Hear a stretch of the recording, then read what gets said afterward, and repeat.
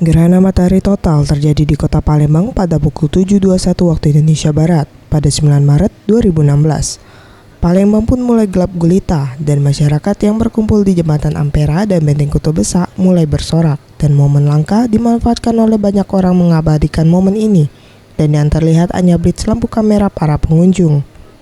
Usai gerhana, warga Palembang yang memadati Ampera tidak langsung pulang.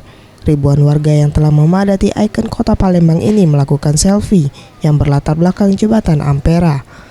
Menurut Ama, warga KM 12 menjelaskan, dirinya bersama temannya sudah datang sejak subuh untuk menyaksikan fenomena GMT secara langsung di jembatan Ampera.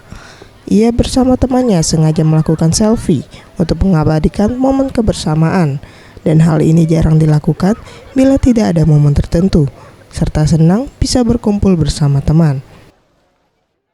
Kalau dari rumah jam 5, ya supaya kami ada kenangan. Kan kalau gerhana ini kan datangnya tuh 100 tahun kemudian, datangnya tuh lama.